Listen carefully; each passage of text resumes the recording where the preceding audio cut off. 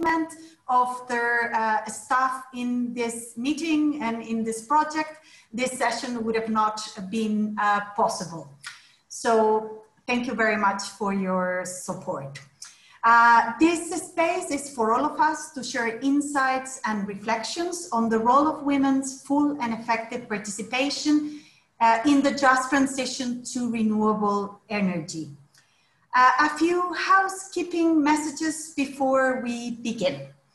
First, we are recording and live streaming the events on our YouTube channel for all of you who were not able to join the Zoom. Second point, I would like to let you know that Naila Haidar, member of the CEDAW committee, informed that she unfortunately had a family emergency, so she will not be joining us today. It is a pity, and other speakers are going to more or less take the topics. We will have a specific space for questions at the end of the intervention, so please use the chat function to ask your questions to the speakers during the event, and we encourage you to share your thoughts and comments on the theme in the chat. I think that you don't have access to mic, but if you do so, please keep them off so we avoid any interruption during the session.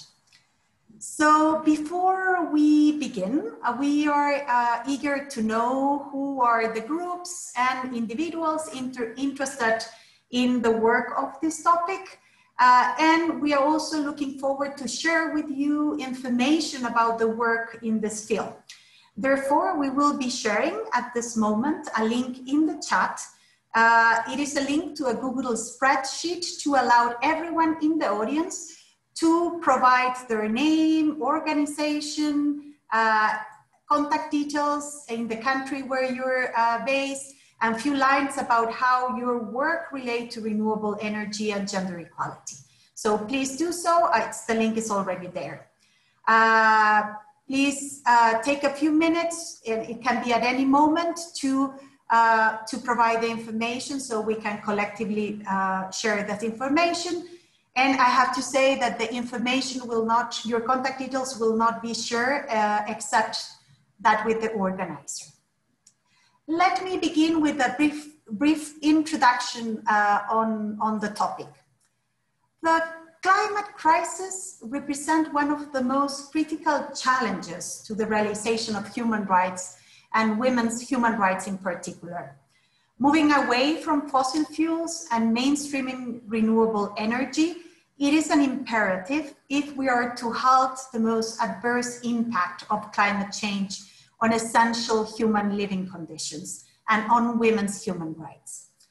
Moreover, the COVID-19 pandemic has evidenced the risk of having an energy model entirely based on fossil fuels that has failed to reach everyone, especially those who need it the most. There is a window of opportunity now, and this is what we really would like to emphasize today, to shape a new energy future. It is crucial that the transition to renewable energy currently underway does not replicate and entrench existing inequalities, but rather harnesses the opportunity to contribute to the transformation of our political and economic systems into ones that respect rights, protect the environment, and ensure substantive gender equality. The extracted fossil fuel model that until now has powered our societies and economies has been gender blind, ignoring women's energy needs and the impact of gender roles and intersectional discrimination in energy policy and energy production. As a result, across the world, gender inequalities continue to be pervasive in the generation, use, and control of energy resources and the provision of energy solutions. The fossil fuel-based energy model has failed to ensure women's equal access to and full enjoyment of the right to participation in energy systems and decision-making processes. Women human rights defenders, local communities, and feminist organizations are now demanding that we rethink the energy model and ensure that the transition to renewable energy is more than merely a technical transition from one form of energy to another. It must protect the environment by transforming the way we produce, own, manage, and distribute energy, and it must harness the opportunity of the transition to build sustainable, gender-responsive, and equitable energy system. To this end, the meaningful and effective participation of women in the transition to renewable energy is essential as a matter of equity, as a matter of human rights, as a matter of smart policy making. Meaningful and effective participation mechanisms are needed to ensure that the voices of women are at the center of the transition to renewable energy. It is only with women's knowledge, experience, and effective participation in policy making and in the development of renewable energy projects that we will be able to fully take advantage of the transformative power of the green energy revolution. So, we convened this session today to address two main purposes. First, the risk associated with energy transition models that do not fully integrate women's full and effective participation in the decision-making process, and also the recommendations to ensure women's participation in the transition to renewable energy. So thank you, and we look forward to this great discussion.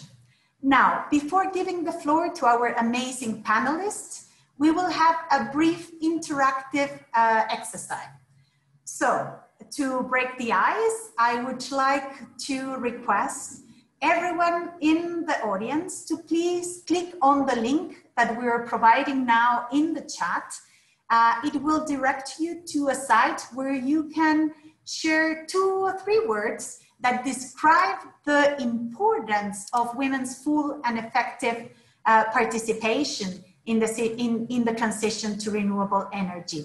So please, colleagues, take a few minutes. We will be thankful if you can all participate. Just few ideas of this question. I will give you time to do that, and we will share the results. So I give you 2-3 minutes to fill the question in the link. Thank you.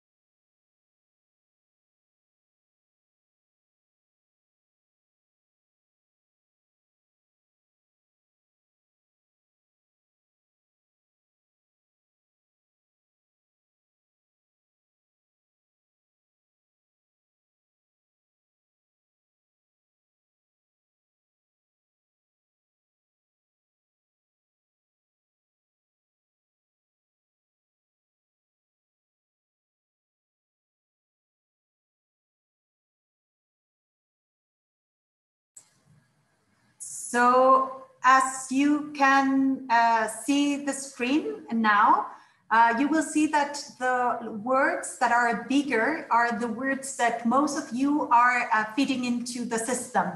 So we can see there essential, critical, necessary, driving change, substantive equality, inclusions. These are all very important words. So thank you for participating with that. You can keep on writing words as you feel more inspired during the session. We will keep those documents, and we will also be able to share it with you if you would like to. So let's move now to our speakers. They will have around 7 to 10 minutes. The first speaker is Irene Gonzalez from Engineers Without Borders, speaking from Spain. Irene, you have the floor. Okay, thank you very much. First of all, I'm very happy to be here and to be able to discuss around women and energy. I think it's a very, very important subject. I also wanted, as Engineers Without Borders, we are a part of a platform called the Platform for Energy Sovereignty, and also a part of the Alliance Against Energy Poverty. And with those both like social movements or more grassroots organizations, we have been working a lot on trying to study and trying to see what happened around us and the interaction between gender and energy. And we have done like a report specifically on gender and energy poverty.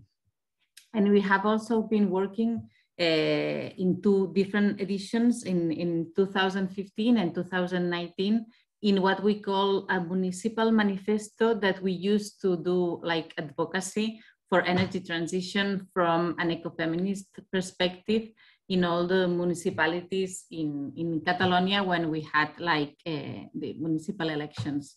When it comes to the energy model here, we have like an energy model completely ruled and managed by like few big companies, and completely also managed under, I would say, like a profit law, and that generates like extractivism in the beginning, no, in energy generation, and that rules under like a monopoly, like in energy distribution, and also generates a lot of energy poverty.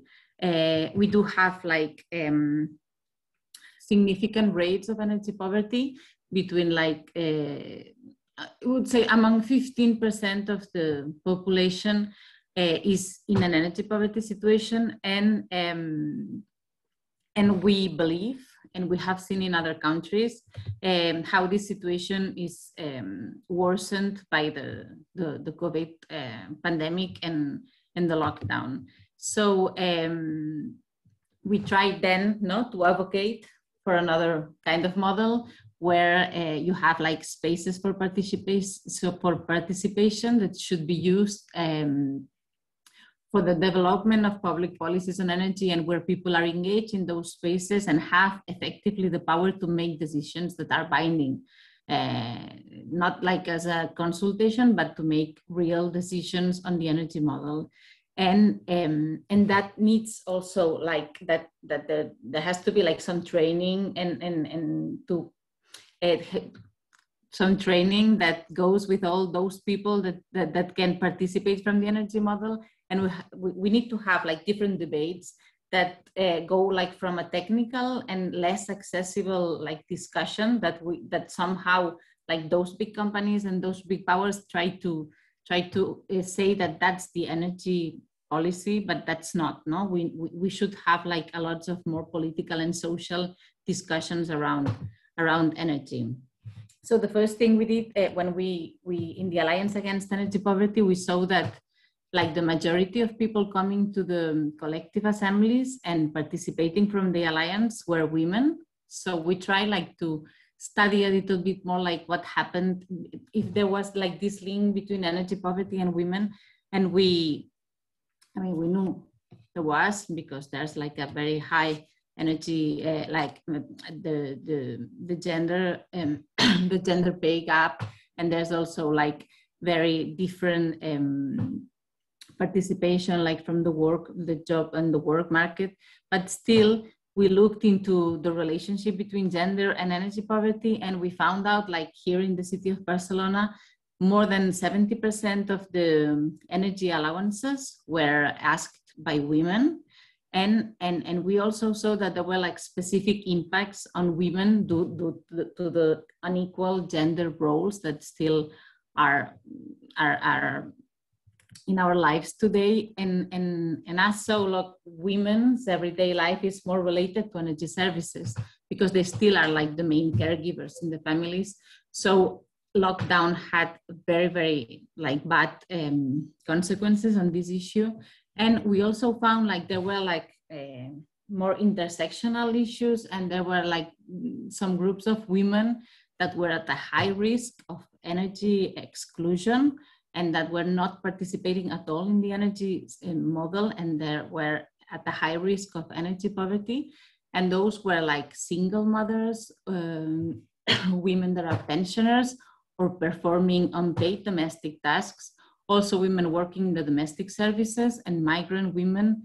And we see that, like, for example, when we had like the risk of experiencing energy poverty is higher in single parent families in general, but 80% of those families are led by women.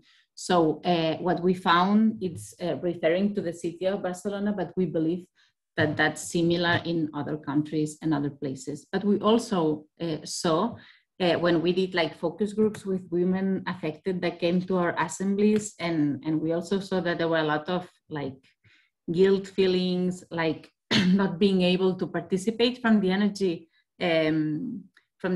model or from energy policies. They felt like apart, and through the Alliance Against Energy Poverty and through the participation in social movements, because we have a lot of women participating, they started like an empowering path, and we've managed like to do law proposals, to sign agreements on debt, to do direct actions in companies. So like among the community and binding, like building trust, we have managed like to step into this energy market that tries to exclude us. Obviously, it's not also, sorry, I'm nervous and my English sometimes is not, I'm in not only the energy poverty situation, which is a problem, but also the renewable transition, no? That's what Magdalena said before. In Catalonia, only 16% of energy is renewable. So now we have like the government is trying to change that without any planification, without any debate around the energy model. So we are witnessing like terrible things abroad, like for example, the situation in El Istmo del Tehuantepec, but we also see like here in Catalonia, like they're trying to do like those big energy, like eolic or photovoltaic projects in rural areas that don't take in account like local visions. They don't take in account like local development or citizens' opinion. And we see like how this renewable model is like ruled under the same exact rules than the fossil one was. So we have made like some proposals to try to change into a more ecofeminist perspective and to include like gender and to include a feminist perspective in this energy transition. No? For example, we have like encouraged like municipalities to do like some kind of energy assessments where the metabolism of the energy model is analyzed. So what are the main uses of energy in the municipality? Which of those uses, we have to pay particular attention to reproductive energy uses, to community uses, no? Not just to produce energy and then consumers paying for energy. We have to look what this energy is for, and if this energy satisfy like care needs or satisfy social needs, or this energy is satisfying like more profit-making needs. Also, where those uses come from. If we want everybody to participate, we want women also to participate in the energy policy and in the energy transition, we need to develop like more local energy energy models. If we continue to have like this delocalized energy model where the big companies like do extractivism in other countries and then they transport energy and then energy is consumed, we can never have like a democratic energy model. So we need to localize this, this energy production. We need to localize this energy cycle. And of course, sometimes this localization implies like decreasement and less energy consumption. And we cannot avoid the energy decreasing, the decreasing in energy consumption in this discussion. No, there's like lots of examples or how to democratize also the energy sector. For example, the anti-dam movement in Brazil, El MAP, when they ran events like discussing the energy model, they also try to run like those like parallel events with children to be able to everybody participate to the main event, and to also try to discuss with children before gender roles are so strong, the environmental justice and the energy model, and that's very interesting. There's also a movement here in Spain that I believe that it's also running in other places. It's a manifesto that lots of organizations signed called In Energy Not Without Women. And so people, men and women, refuse to participate in events or in writing documents or in meetings where there's like no women, or there's like, there has to be at least 1 or 2 women participating as an expert, because we have seen, like, for example, we have those all male panel when they are talking about energy, they're very common here. So trying to introduce women perspective in the discussion, like in every step of the discussion.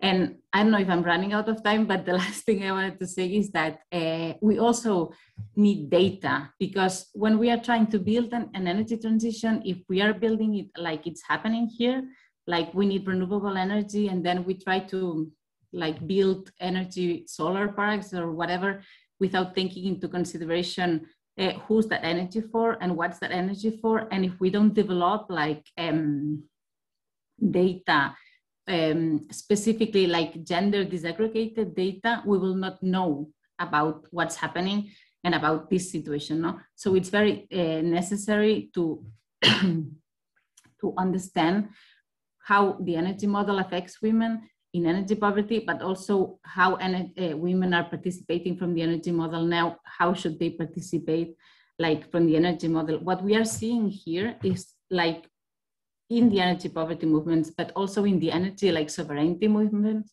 we have a majority of women that are leading all the initiatives. So women are in the energy discussion, but they're not in the power, like we'd say, like in the most powered places in energy, in the actual energy model. So what we need to do is to reverse this power imbalance, because women exist and they are really, energy services relate all our lives. So energy has a very, very strong social function. So as long as we provide, this social function has to be like the main purpose for of the energy model and not the profit aspect. So I think that if we don't change the power imbalance situation, we will not manage to have those women that already are advocating in the energy sector to be like in these top positions. They can decide like for a more democratic energy model. And I will stop it there. Thank you very much, Irene. Muchas gracias. And I would like to highlight in particular how the issues of energy poverty in a developed country like Spain, in Europe, are very similar to those that we are seeing in other developing countries. So the discrimination against women are so entrenched, and the lack of participation of women in decision-making processes are similar in many aspects of the world. Thank you very much for the importance of highlighting also that renewable models happening in Europe or happening in Mexico here are both sharing the fact that they're not being rights-based and gender equal, and also the issues of the need of gender disaggregated data and power imbalance. Thank you very much. Now I will going to give the floor to Beth Roberts. Beth is the director of the Center for Women's Land Rights in Landesa. Beth, you have the floor. Thanks so much, Magdalena. And thank you to my colleagues at the Global Initiative for this opportunity and to my colleagues on the panel. And thank you to our global audience today for joining us. I'm honored to be a part of CSW with all of you. For those of you who may not be familiar with Landesa, we work directly with governments, international bodies, and civil society partners to secure rights to land for the approximately 2.5 billion people worldwide who depend on land for a living and who experience poverty and marginalization disproportionately. Our vision is to end poverty by addressing inequalities related to land and natural resources.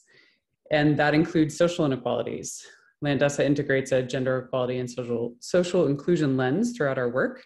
And so this issue of gender justice and the push for renewable energy is a key one for us.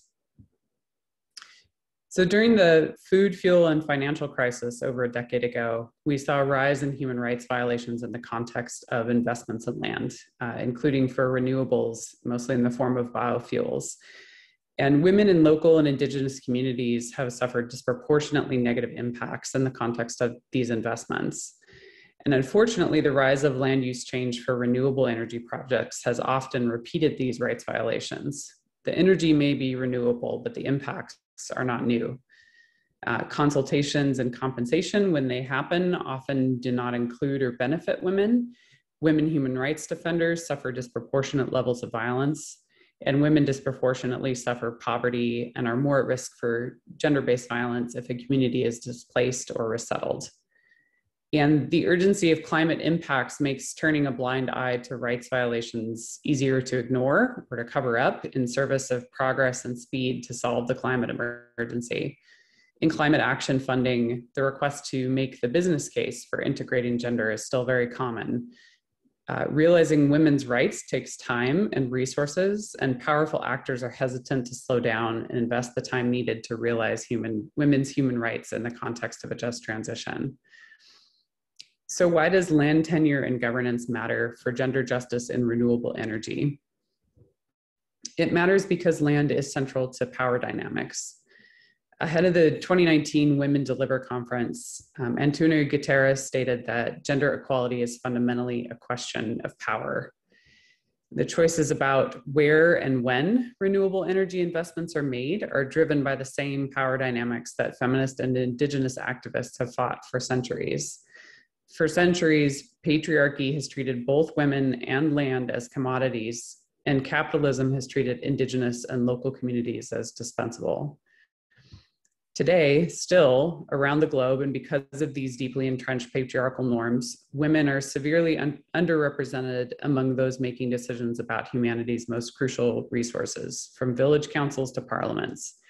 Decisions about investments in land, including for renewable energy, are often made at the national level in government offices or at the global level in closed trade deals or arbitrations.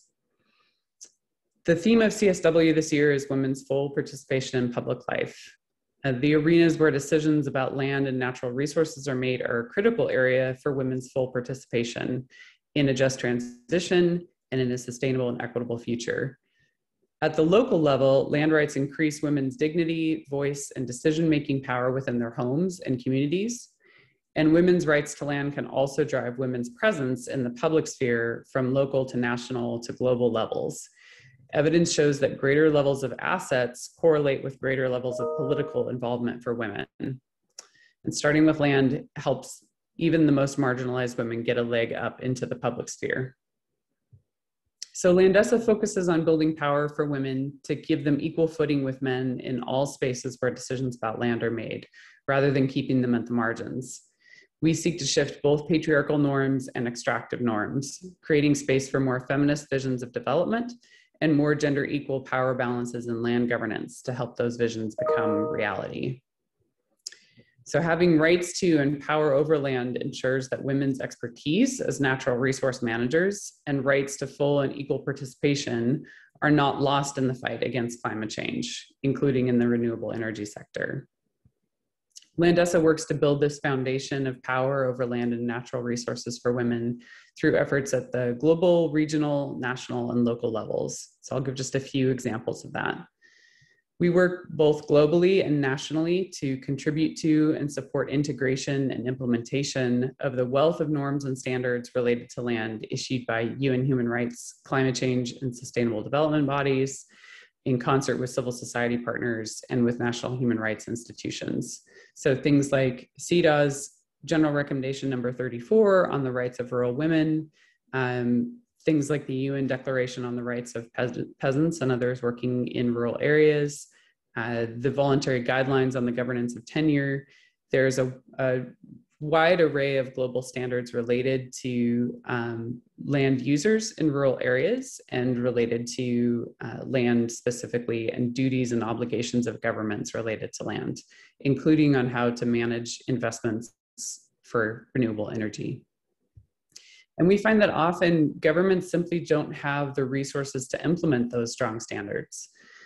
And so we work nationally. I'll give an example from Liberia. We've provided input to their nationally determined contribution, advocating for prioritizing investments in smallholder and regenerative farming and ecosystem protection and restoration, rather than in commercial agriculture and monocropping. And we've advocated for an emphasis on support to women and youth farmers so that they can manage their community's resources. In communities in Liberia, we're building awareness of rights under the 2018 Land Rights Act and working with local partners to shift gendered norms that can prevent women from claiming and inheriting land. And this will allow women and communities to understand their rights and to participate more equally in decisions about how community land will be used and whether to engage with investors.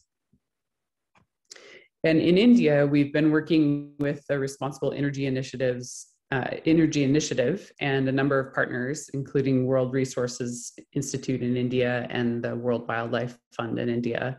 And we've just produced a report called Renewable Energy to Responsible Energy, a Call to Action. And the report was just released today, and so it's still under embargo. I don't have the link to it, but if anyone is interested, I'd be happy to share.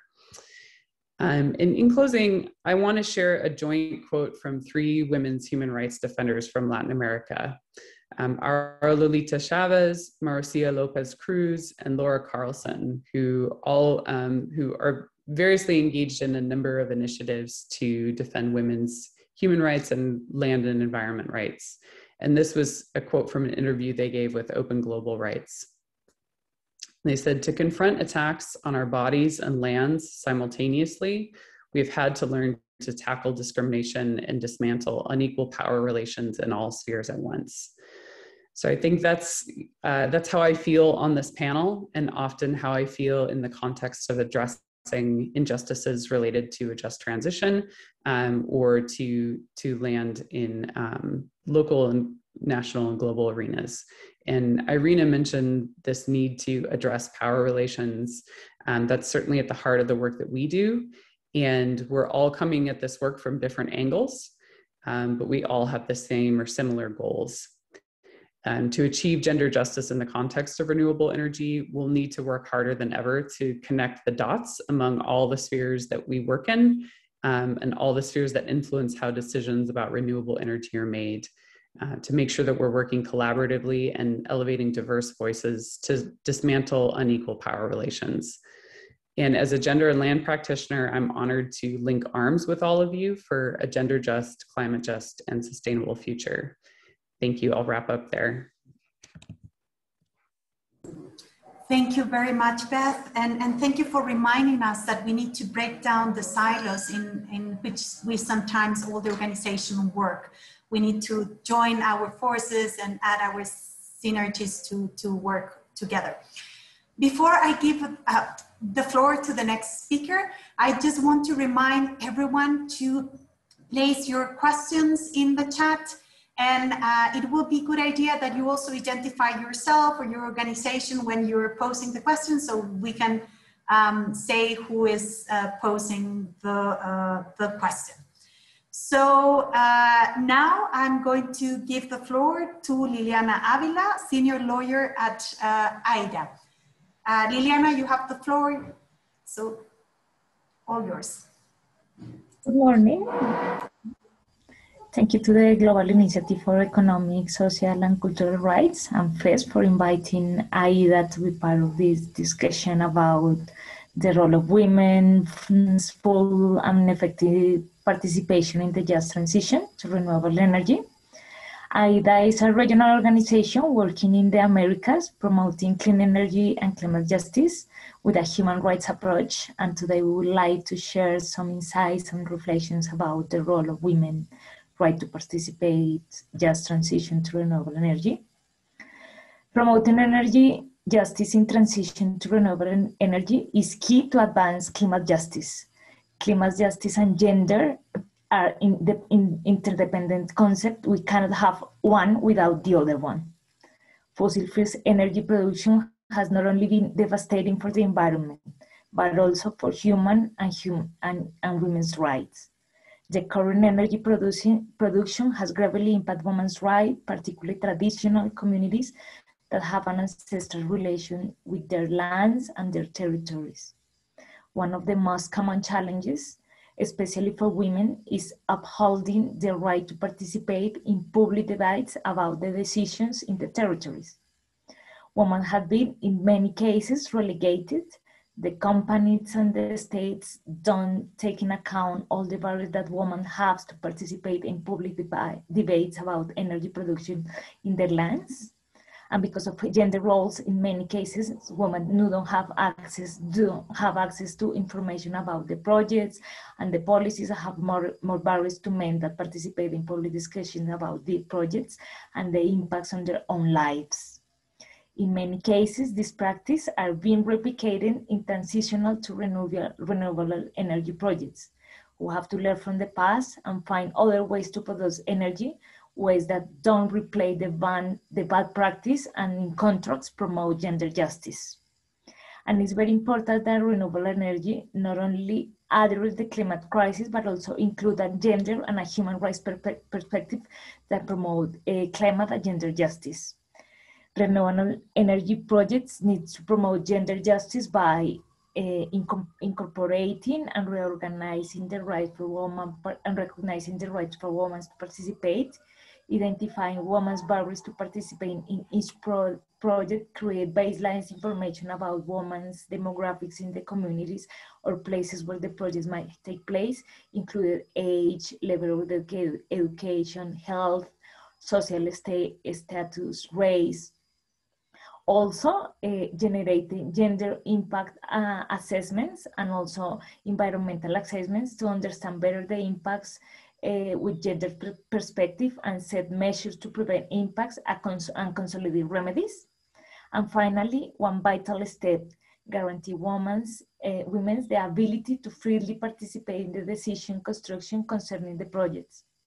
This might involve taking measures to promote a woman-only space of deliberation, for example, to make them feel comfortable, or confirm that the meetings times will work for women's schedules to ensure they can participate. It has been actually one fascinating experience for working as a lawyer in AIDA, because probably 9 a.m. in the morning is not the best time for a meeting. Women at these hours are frequently dealing with their children or have less possibilities to attend to meetings. And also do not take this familiar approach, because in so many cases, this approach could exclude women to be part of the process, because in some contexts, those who represent the family are men. Finally, be aware of a special risks can face that actually in many ways different to men. There are some ideas that can be easily adopted by promoting participation and decision-making in transition to renewable energy. Promoting projects that guarantee women's participation is possible.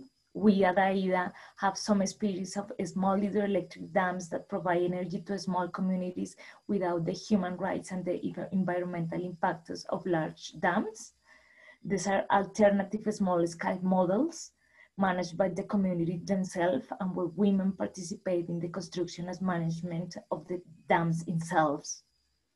In contrast, and I would like to share an important testimony on what should not reply. Maria is an indigenous woman living in Guatemala's microregion of Isquisis, and the life for her and for the woman of Isquisis has changed dramatically in recent years. Several large dams are being constructed, including Pohoma and San Andres dams, both of which were financed by private lending arm of Inter-American Development Bank. And even before the completion, dams construction has resulted in water scarcity and the contamination of the rivers. Fish are no longer abundant and stomach and disease have been becoming a commonplace. And to make matters worse, the people of Isquisis no longer feel safe. For speaking out against the dams, the women live in fear of retaliation, and women did not have access to information about the project and did not participate in the public debate about really important issues about the territories. They have a voice in their communities. They have a vision about what development means to them, and it's valid to hear the voices. And these kind of projects, of course, show us what not to do in energy projects. And let's listen to Maria's testimonies and work to prevent other firms having to experience having experienced this type of conflicts. I will, you can show the video with Maria's testimony.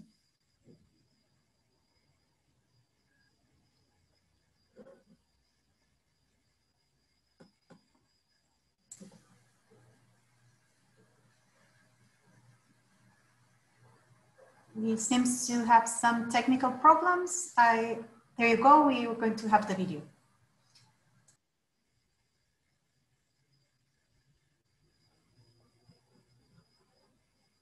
Is that already on?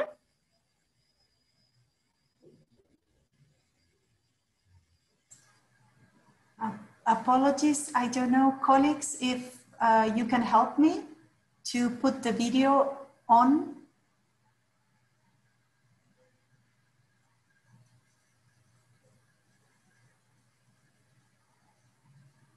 We can see that the video is there, but we cannot see it. Mi nombre es María Bautista Hernández, soy mayachú y soy de la comunidad de Yulchen Frontera, de la microrregión de Isquisis, San Mateo, Ixtatán, Huehuetenango, Guatemala. En este momento, pues quiero compartir con ustedes cómo es de que empiezan las empresas hidroeléctricas o cómo llegan a las comunidades. Al principio ellos llegan ofreciendo proyectos de desarrollo, tanto como escuelas, centro de salud, carreteras, agua potable. Y realmente pues nosotros hemos visto de que sí hay necesidad de estos proyectos, pero resulta que nos hemos dado cuenta de que todo esto pues son falsas palabras de ellos, que no es cierto, sino estratégicamente eso dicen ellos para poder ingresar a la microrregión. Y pues hemos visto las consecuencias de estos proyectos y todo esto, aunque se hizo una consulta de buena fe donde la mayoría de las personas manifestaron la inconformidad de estos proyectos, pero aún así pues ellos vulneran los derechos de los pueblos indígenas, por ejemplo, el convenio 169 de la OIT. Entonces es así como ellos continúan haciendo estos trabajos. Pero a raíz de todo esto puedo compartir el testimonio también sobre los impactos que ha afectado dentro de nuestras comunidades, por ejemplo, creando conflictos entre comunidades, entre líderes, entre familias. Han habido conflictos, amenazas, asesinatos. Entonces, para nosotros ha sido bastante difícil, y especialmente para nosotras las mujeres que hemos sido intimidadas de cierta forma, porque nos han quitado esa libertad, nos han intimidado. Cuando nosotros podemos ir a Isquisis o a hacer algunas necesidades, pues ahora nos han limitado bastante. Nos han intimidado de la forma de que en la carretera que nosotros tenemos que ir a Isquisis, pues ahí está el ejército, la policía. Entonces esto pues realmente para nosotras como mujeres es una situación bastante difícil. Entonces hemos visto también de que nosotras como mujeres también tenemos un papel bastante importante dentro de las comunidades. Entonces hemos visto la necesidad también de apoyar a los compañeros en lo que es la manifestación, las manifestaciones. Entonces nos hemos ido organizando poco a poco, pero igual nosotras las mujeres también hemos sido más afectadas porque el río para nosotras o los recursos naturales son de suma importancia. Por lo tanto, pues nosotras hemos sido muy afectadas, pero también es nuestro deber poder participar como mujeres en todo lo que se pueda realizar. Y yo le digo a los responsables de las políticas energéticas sobre la participación de que se nos tome en cuenta y que se respeten nuestra forma de pensar, nuestras decisiones como mujeres. Es lo que puedo compartir con ustedes. Muchas gracias. Thank you very much, Liliana, for your presentation and also for sharing this powerful video and testimony that it really echo many of the other women in the region and outside the region as well. So thank you. This is very important for us, and it's been important to hear Maria through this video. Our next speaker is Paulina Montes de Oca, Program Officer of PRODESC, a national NGO here in Mexico. Paulina, you have the floor. Yes. Hi everyone, thank you for the invitation. I'm going to talk about the role of the women human rights defender in the community of Unión Hidalgo. One of the main areas that PRODESC support is the defense. I'm going to share a PowerPoint link, but I think I can't. Well, we are authorizing you to do it, so go ahead. Okay. Well, sorry, I am just moving here.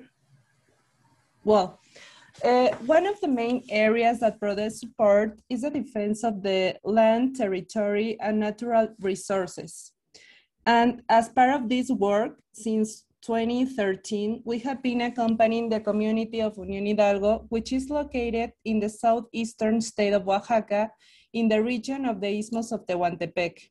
Due to its geographic position, orography, and wind speed, is considered one of the regions with the most significant wind energy potential in the world. Électricité de France is the biggest transnational French energy company, and since 2015, seeks to build the Gunasi-Caru Wind Park on the land of the indigenous community Unión Hidalgo through its local Mexican subsidiaries. But until now, the indigenous community have not been effectively consulted about the project, which constitutes a clear violation of their rights to free, prior, and informed consent and autonomy. In the process of defending their rights of territory, women of Unión Hidalgo have been affected in particular ways. For example, of the approximately 500 people participated in some of the assemblies, only about 5% were women. They share with us that the government didn't make any effort to organize the consultation process and to promote women's participation. They don't have a perspective about care economic, so due to the multiple occupations and in contrast to men, women constantly don't have enough time to participate in assemblies. Only a few women in the community hold the principal and deputy positions in the assemblies. and those who have been decided to participate actively have suffered discrimination and stigmatization because of the negative gender role stereotypes that place women in a position of subordination. The lack of gender perspective in the consultation process can also be seen in the fact that the problem of gender-based violence is not considered. According to the nonprofit organization Consorcio Oaxaca, there are 5 regions of Oaxaca that concentrate 23% of femicides, and one of these is the Isthmus of Tehuantepec. In addition, some of the most common forms in which gender-based violence is expressed are psychological, physical, sexual, and economical violence, and is usually experienced in the family environment. Consequently, many of the women of the community are focused on solving these situations and don't have the resources and energy to get involved in the participation process. These situations link with another type of violence experienced by being a human rights defender, such as harassment, stigmatization, intimidation, and abductions. And if we go deeper, there is also the structural violence that they share with the entire community. Poverty is a reality in Unión Hidalgo. According to the Secretaría of Bienestar, or Mexican Welfare Ministry in English, in 2020, about 57% of its population is still living in poverty. 37% live in conditions of food insecurity, and 21% don't have access to health services. Besides that, from an intersectional perspective, economic autonomy is not yet a reality for women. Just a few percent of them are now owners, and due to the double and triple work shifts, it takes them more effort to dedicate time for their own professional and educational development. Due to this situation, a group of women from the community have formed the Comité of Women in Defense of Life, and with the support of PRODESC, has been impulsing the dialogue to transform step by step and gradually the patriarchal structures on which decision-making has historically been based. Through these years, women have been taking more leadership roles, and hopefully in the future, we could see a profound and permanent change. As we can see, the panorama is quite complex and has multiple variables. Therefore, PRODESC considers the necessity of having a debate about the difficult conditions that women human rights defenders face every day. We also demand from the government not only to guarantee that during the consultation process, the human rights of the entire community are respected, but also an adequate diagnosis of the social conditions in which women are living, and consequently generate mechanisms that allow their effective participation. I want to know, well, I'm finished my participation, but I want to know if I can share with you a video. But yes, you can, Paulina. Go ahead. I don't know if I can, but I can share with you in the chat, and maybe somebody can help me. Is that okay? Yes, go ahead. We will try. Okay. We will do our best with technology. Yes, thank you very much. Well, here is the link in the chat. So if anyone can help me, please. Perfect. We will try to help you. In the meanwhile, while we're sorting out the video, I encourage participants to submit your questions. After the video, we will go to the question and answer section to all our panelists.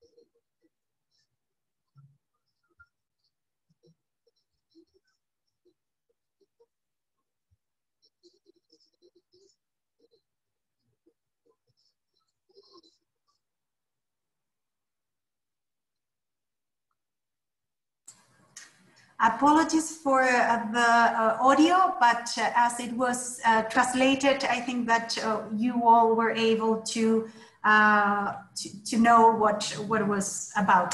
Thank you, Paulina, for sharing also that powerful testimony of what is happening here in Mexico. Now I'm going to open the section for question and answer. I have two questions that I'm going to pose first to all the panelists. For those who would like to speak first, you can raise physically your hand so I can give you the floor. So the two questions are the following. Please feel free to respond to the parts that you feel more comfortable with. So the first questions come from Paromita Sen.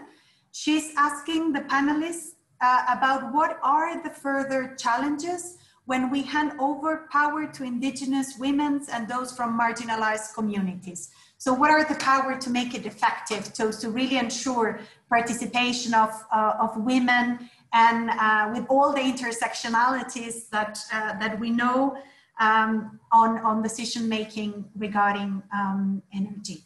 So who would like to go first?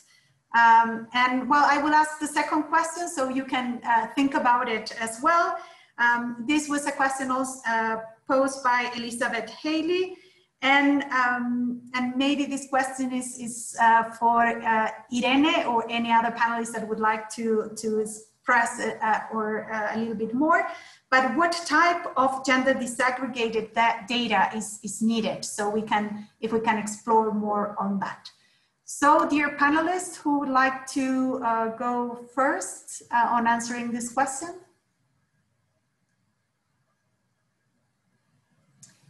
Go ahead, you have the floor. Okay, about the challenge of indigenous women's participation, I think that the women in indigenous territories face two important challenges. The first one, in their own communities, they have a lack and difficulties in participation themselves in the community decision-making process. And also, of course, there is a lack of participation of women in the public spaces. So I think that it's really important to create and generate spaces for them, promote and empower them to have times and places to talk about their own issues, the concerns, the needs, in order to create a power movement in the communities and also outside the communities to make them voice listened. I also mentioned some little steps that can be taken about giving them roles and promote the participation of women in indigenous territories.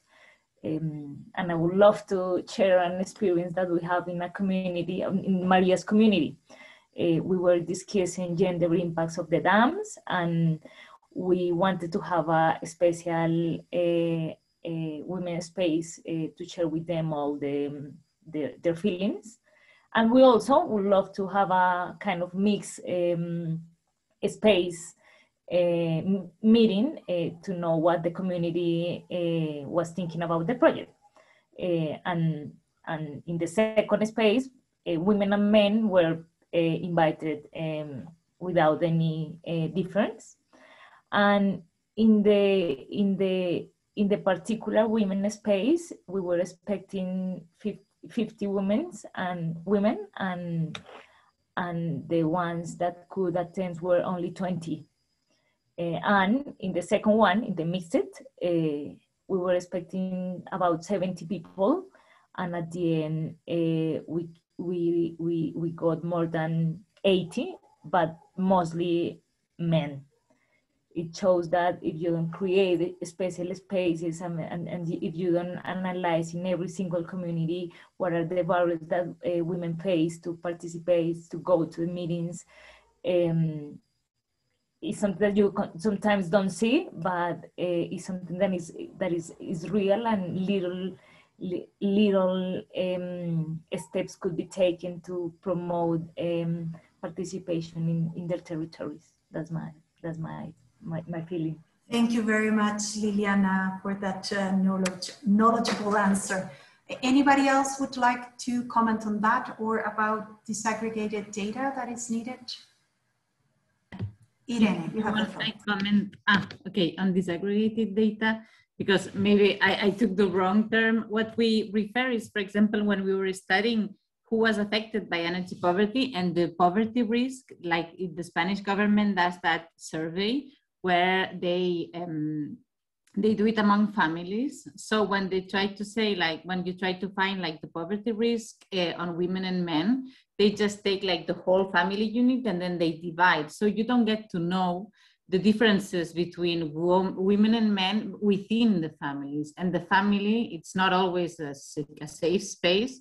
And that doesn't mean that the man earns a lot of money, the women doesn't. And then when there's like a divorce or another situation where the woman stands alone, the risk of poverty is much higher. And even within the family, there's a lot of domination structures that can also occur. And if we don't have like this disaggregated data on what is happening with women, you then get to know some oppressions. And also because when we say that energy poverty should have like specific public policies and also like energy transition, we need to know who is at risk, and we need to know like if women at risk are women that have no like solve the administrative situation here, for example, or that women are migrant, or where women are leading a family themselves, or if you don't know who is suffering energy poverty, you cannot like produce like just policies. And that's why we think that there's not enough data, gender disaggregated data to develop like gender just policies. Thanks a lot, Irene. Paulina, Beth, would you like to comment, or I move to the next section? Paulina? Yes, okay, thank you. Ahead. Yes, just to say that,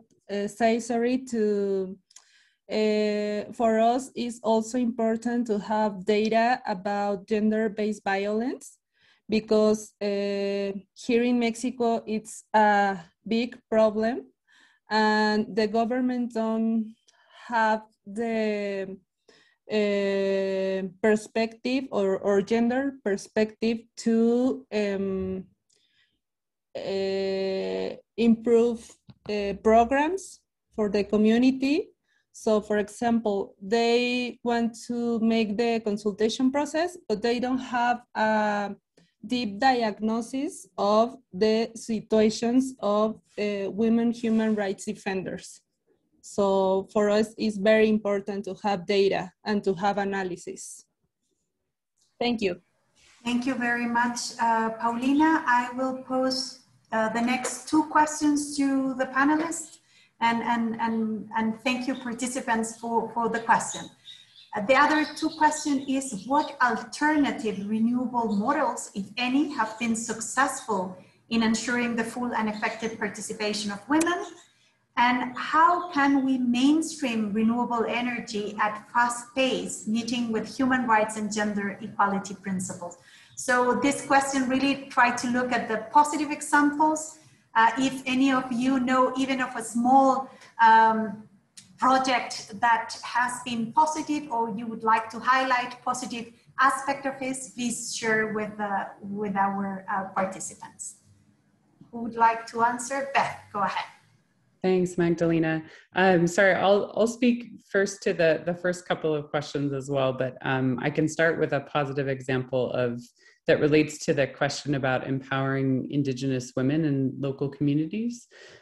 So I'll reference our work in India again. We've been working with groups of potato farmers in India, and actually working with Pepsi in their supply chain, and working on shifting social norms around who can be qualified as a farmer, and so who can be included in those supply chains.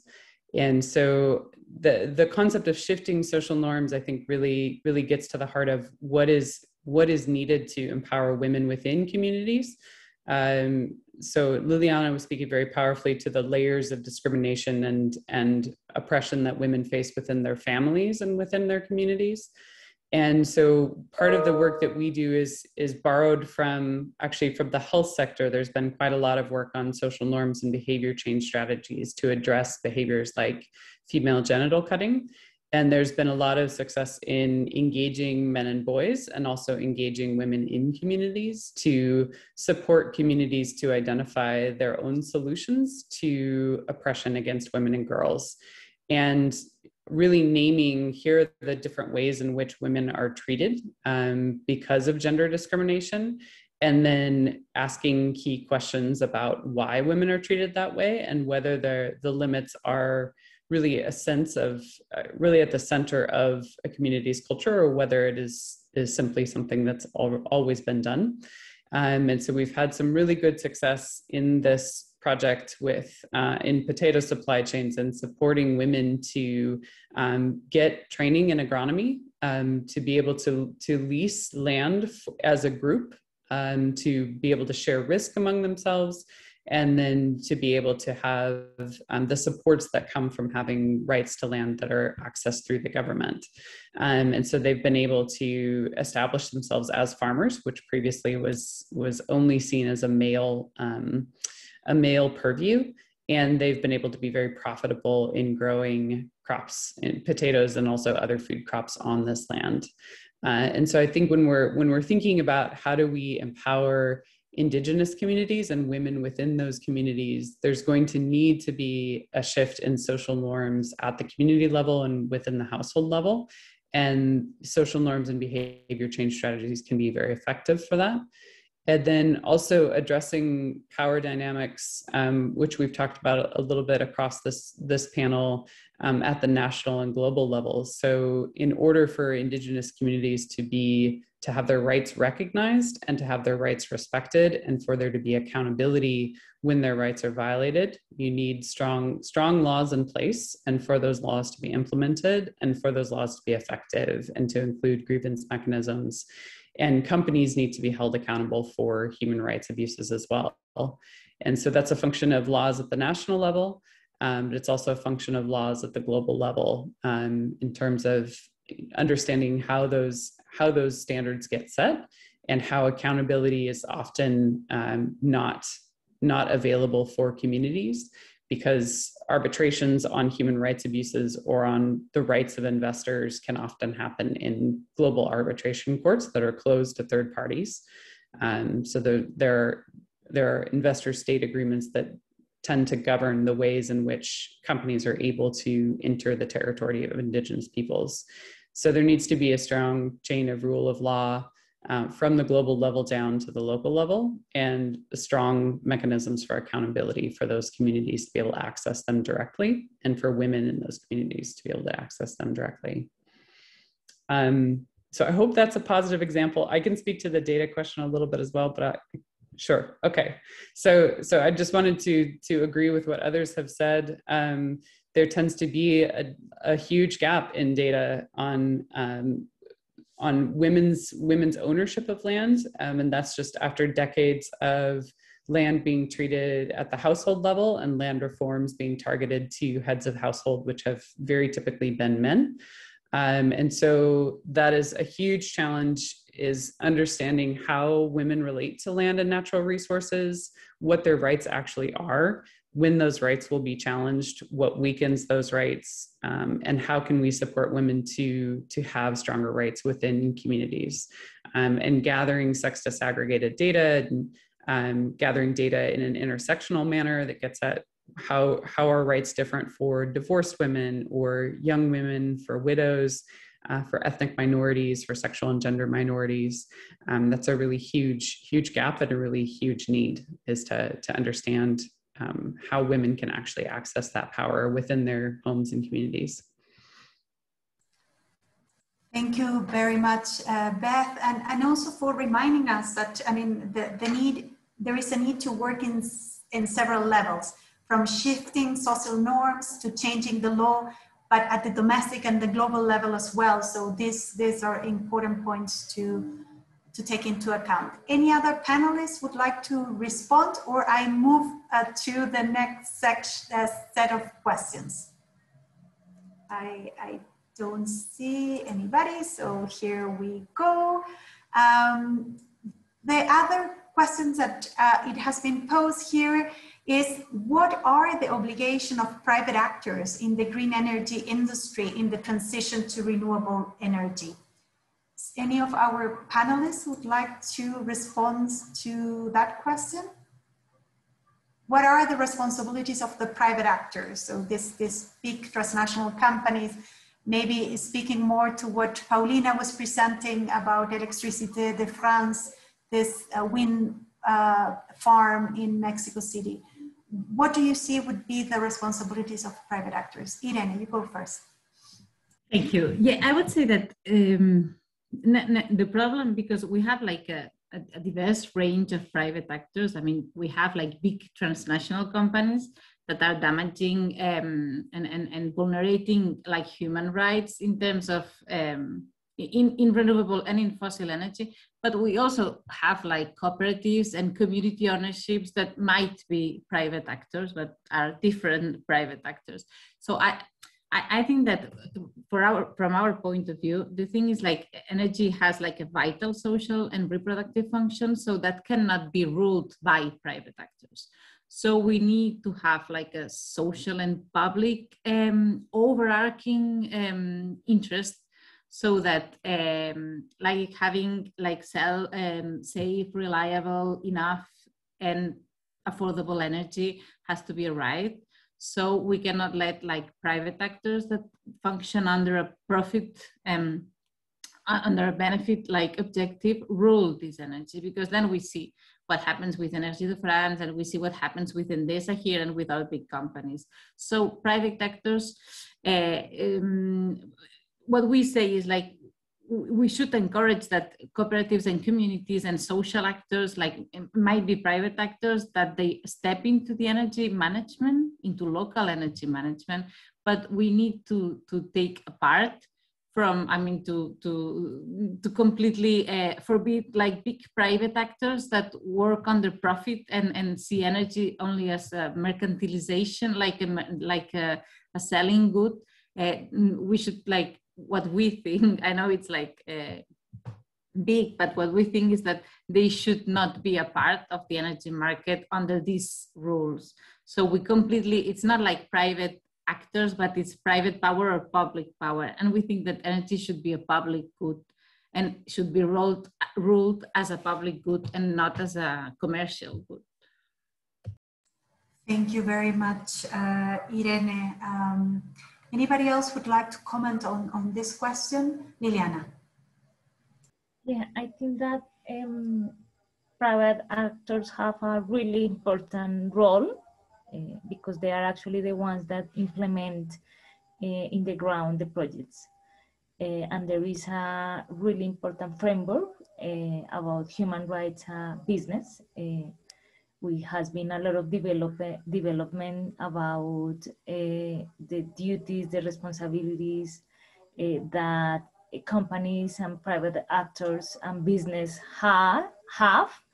And one of them is, of course, do not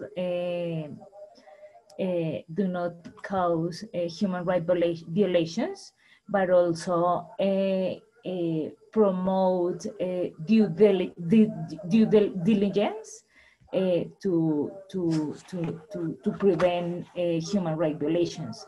And this framework is really important. There are a lot of guidance and a lot of work about in human rights in United Nations and the Inter-American system, and also the NGOs working in this framework and to enforce this framework. And it's a base that, of course, private sector have to take in account in order to promote human rights in their business. So I think that this is really important to take in account in this kind of discussions.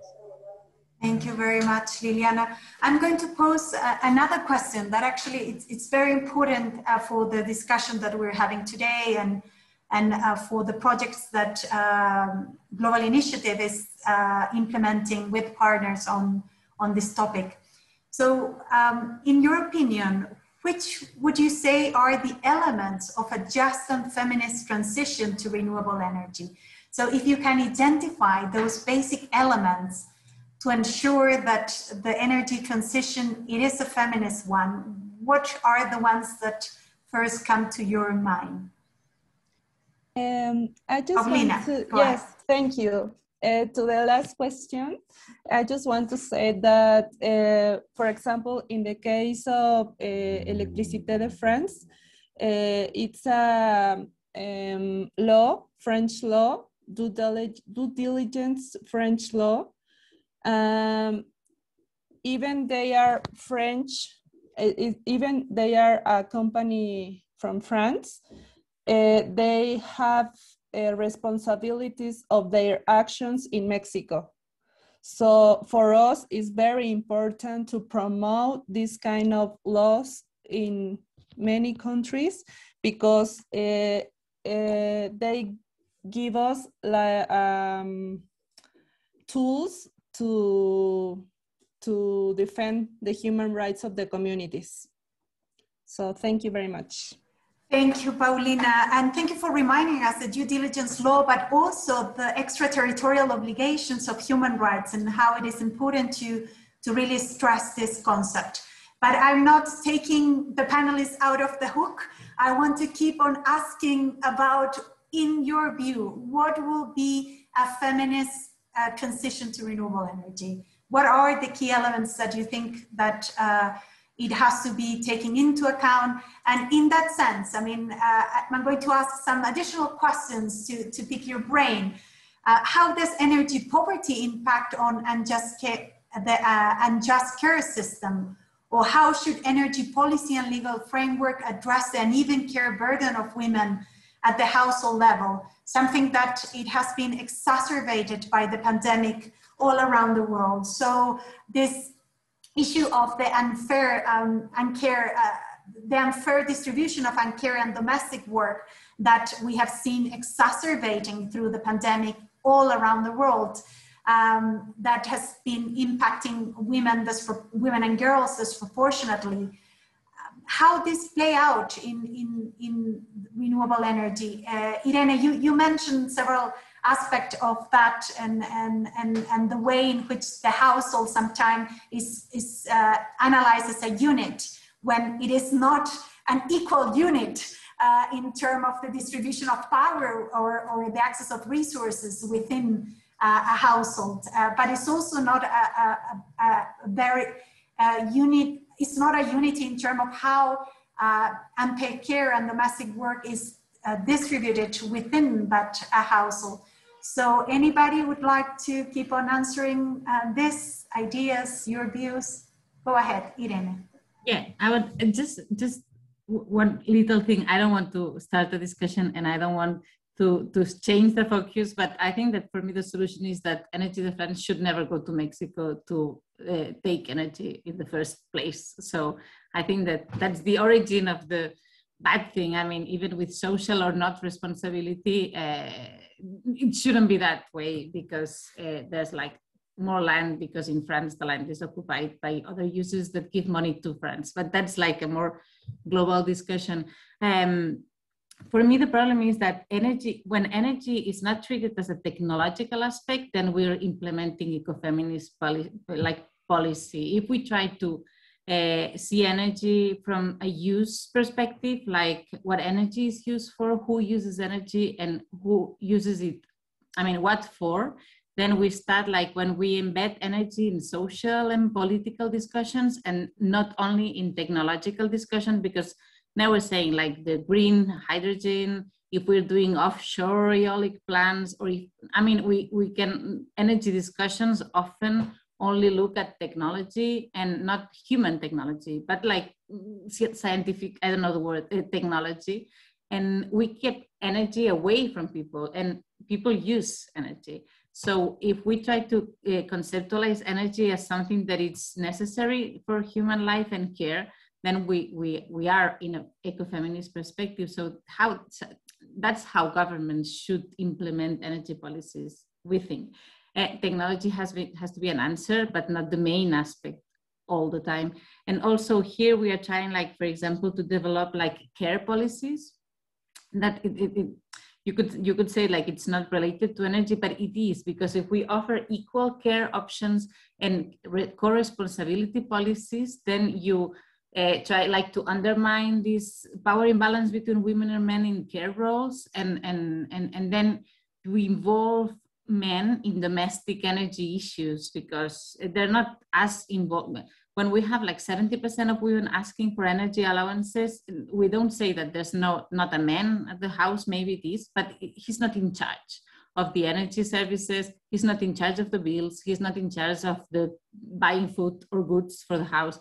So these roles and this care, equal care promotion, like public policies, I mean, that has a lot to be with energy poverty, I think. And we often see it as separate, like policies, but we should put it like together, because it works together.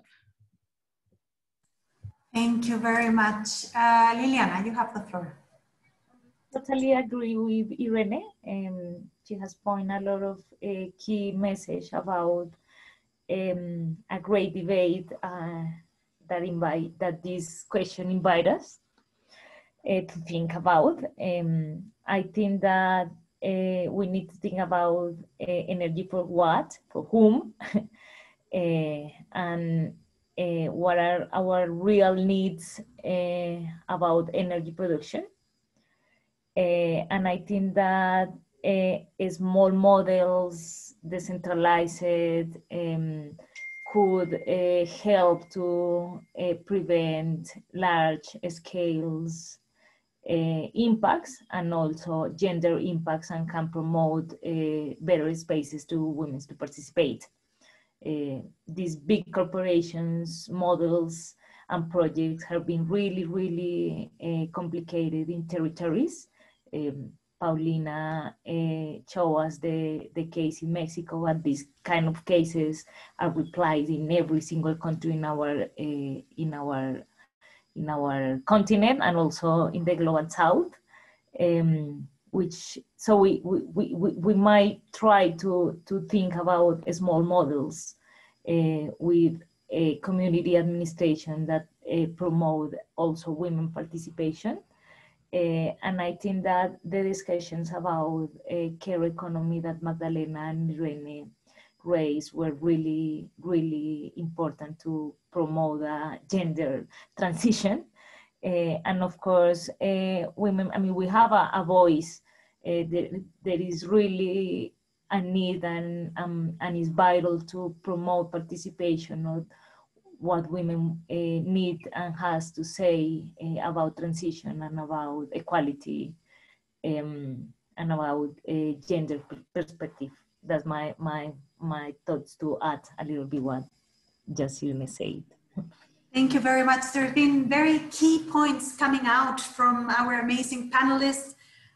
So it cannot be only technical solutions. the role of the communities in producing energy. It has been also stressed the need to take into account social norms, participation of women. Paulina, Beth, I'm going to say that I'm going to give each panelist 1 minute, maximum 1.5 to 2 minutes, to your final thoughts. So it doesn't need to be in response to the questions, but your response to the panel and the discussion that we have. And Irene, we don't mind be polemic, so we also appreciate your point made earlier. So each of you 1-2 minutes. Who would like to start? Paulina? Super. Yes. Thank you very much. Well, as I said before, I think that it's very important to have a deep diagnosis of the social conditions of women and with an intersectional and gender perspective, because most of the time, in particular here in Mexico, the public policy is like making in general way, but don't focus on the specific problems of the women, of the indigenous women, of the different social class women. So for us, it's very important to have this diagnosis and complex analysis for the participations of the women human rights defenders. Thank you very much for this space. Thank you very much, Paulina, and to ProDesk. Who's next? Beth, you have the floor. Thank you, Magdalena. And thank you so much. This has been such a pleasure. I think the way I might close would just be to acknowledge, and I don't think anyone here will disagree with this, although welcome debate always, that taking a gender and intersectional perspective takes time and resources, and those resources are often difficult to come by in discussions about climate action, in discussions about renewable energy, in discussions about land rights. And the reason for that is that these are all patriarchal spaces, and it takes incredible amounts of energy and time and expertise and patience to address those patriarchal norms and to challenge them and to change them. And so I feel honored to be on this panel with other practitioners that are in the midst of that work.